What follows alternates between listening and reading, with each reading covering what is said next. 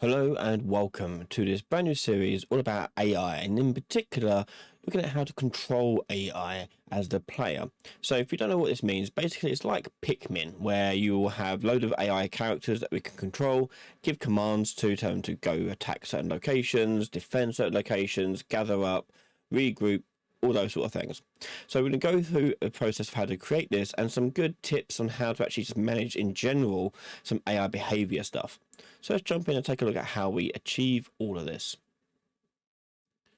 So our very first step is setting up the basics of our AI characters.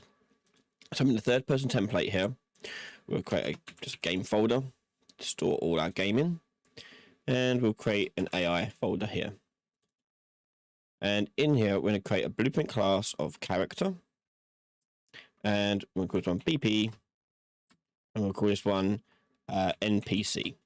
Okay, so this is a generic NPC AI characters. This will also have children, which will be like the ones you control and ones the AI of the enemies are controlled. So let's go ahead and create a child of that. BP NPC friendly. And create another child of NPC and call this NPC enemy. Okay, so we've got our children of NPC set up there. So let's go into the friendly one first. And in here, I'm going to give it a character mesh. And we'll just go for Quinn. And put Quinn there 90 degrees. Like so. Let's give them a animation class. BP unarmed. And don't forget, in this version of the blueprint, we still need to go into the event graph of animation blueprint, and on should move, just connect it to the ground speed, ignoring the and there. Okay, alongside our AI characters, we also need to have the AI controller. So let's go into our AI folder again, go to blueprint class, and search for all classes for AI controller. BP AI controller.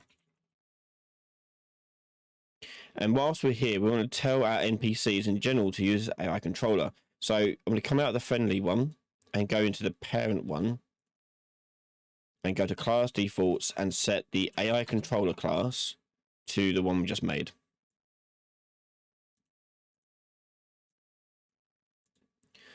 Okay, next up we need a behavior tree. So go to AI, create behavior tree. For now, we'll just do this one as BT, and we'll just do idle. Just do actually we'll call it some friendly behavior for now. We'll come back to it later. We also need the blackboard.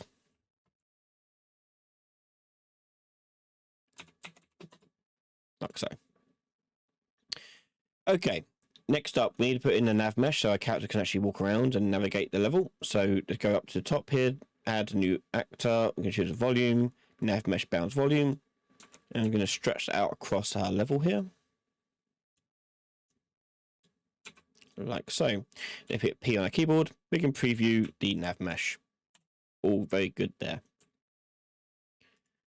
Okay, we next up are going to have a inputs for our character, our player character, to use to command our NPCs.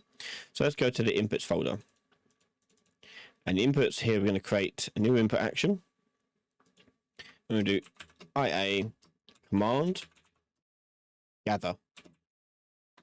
And this is going to be the one that we use to select nearby followers. We want another one. IA command move to. And then finally, IA command defend. And I'll give them the option to like stand and defend a small area around them. So let's go put those inputs onto our mapping context. Add in here the gather one in particular. And that is going to be the E key to gather. We'll add another one. Move to. and that'll be let's say F, and defend, we'll do that one as C. Okay, save that, close that. Okay, so now let's put some of the AI characters into our scene. So let's go into the game, AI, and I'll put some friendly ones in there, like so. So we need to identify the teams of our AI characters. And the way we're going to do that is with an interface. So we're going to go ahead and create a blueprint interface. And we'll call this one BPI AI. And in here, we want to have set team and get team. And in set team, we're going to have the input of a gameplay tag.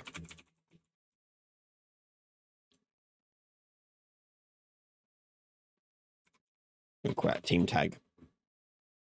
And get team will have the output for gameplay tag. Team tag. So with those in there, we need to actually add our tags to the project. So let's close our BPI there. Go to the project settings.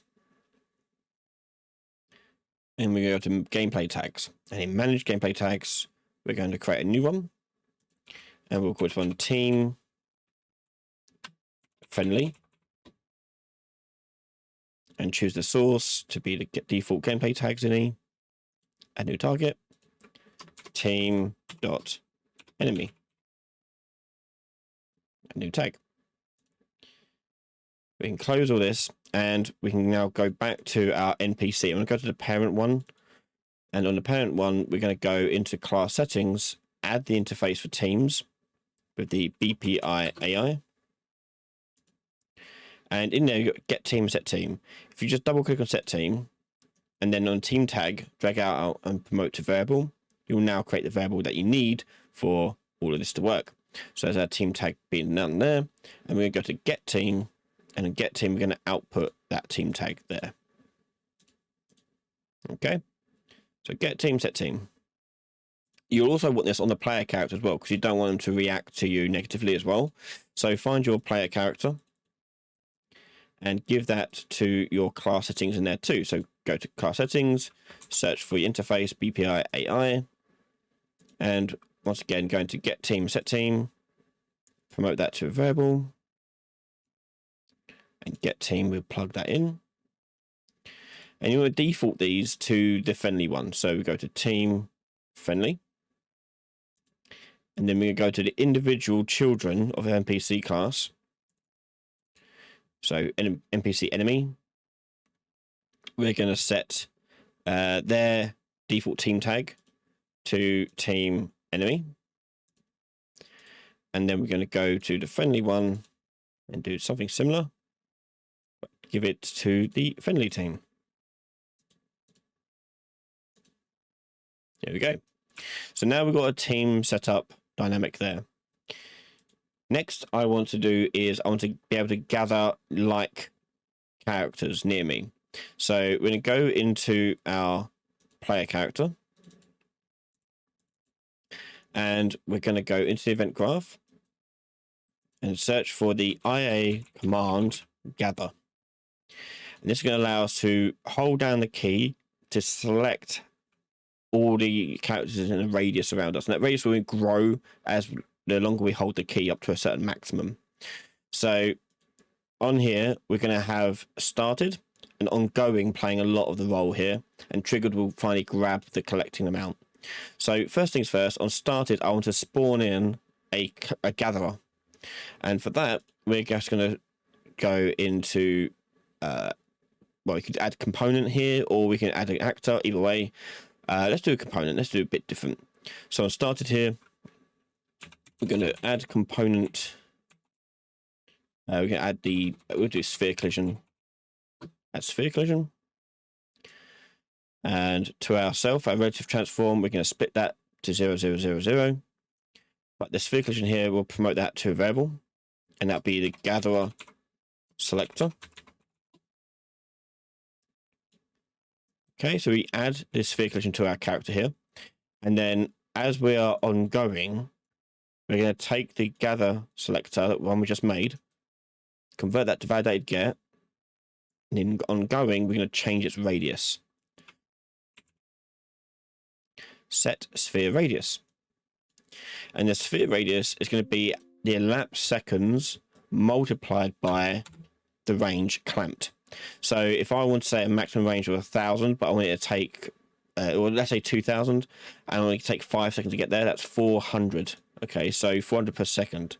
So if I take 400 in there, and then clamp this value,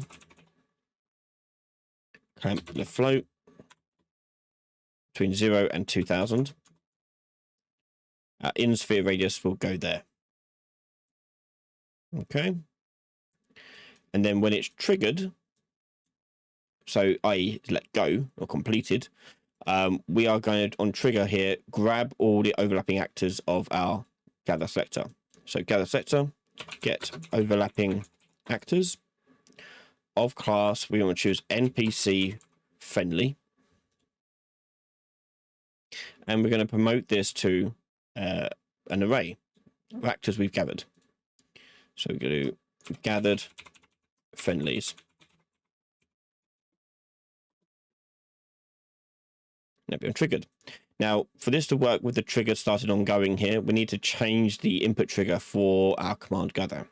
So let's go back to our input section, and we're going to go into the actions and go straight onto the action. Go to command gather, go to triggers, add new trigger, and we do hold and release. And on hold and release, we got the actuation threshold of 0.5. Yep. Hold time threshold. How long does it have to be held in order to cause a trigger? We'll say half a second. That'd be fine. Actuation threshold, fine. Okay, we're happy with that, I think. When it has been triggered and we have got it, we want to delete the gather selector. So take gather selector and destroy component. Otherwise, every time you push it, you're going to get more and more of these spheres, which doesn't make sense. You only want one. So we'll leave it like that. Okay. Now, in order for us to see this, I'm going to take the gather selector we've got over here and set hidden in game to not hidden. So hopefully we should be able to see it. So go into here. There's E. If I hold it, you can see that sphere growing. And it should stop eventually, like that. Hopefully you can see it. It's a bit thin, the lines, but hopefully you can still see it. That's stretching out. Okay. Okay. So we've got that sphere growing, and it should be gathering our friendlies. Now, to make sure we see that working in action, I'm just going to do a debug with a tick event. And I'm going to take the gathered friendlies here. And for each one, I'm going to print their name. Print string, array element, gate display name, but changes the duration here to 0 seconds. So you need to see it for 1 frame. But hit play, and if I go in here, grow my selector, and there you go. I've now collected those 3 friendlies. They are now part of my gathered selection, ready for me to give them commands. So there we go. We've now got started with our AI setup with this BPI interface to allow us to set the team, get the team, as well as gather and select our units. Now we've selected our units, we next time are going to go in to start giving them commands to move to certain locations around the map. You can watch the next part right now over on patreon.com/Ryan Laley, where you can find all our videos early before anyone else. A massive thank you to all our patrons and YouTube members for their continued support. And if you want support, feel free to check out our consulting sessions that we offer over on ryanlaley.com, or become a Diamond Patreon member and get access to a session per month.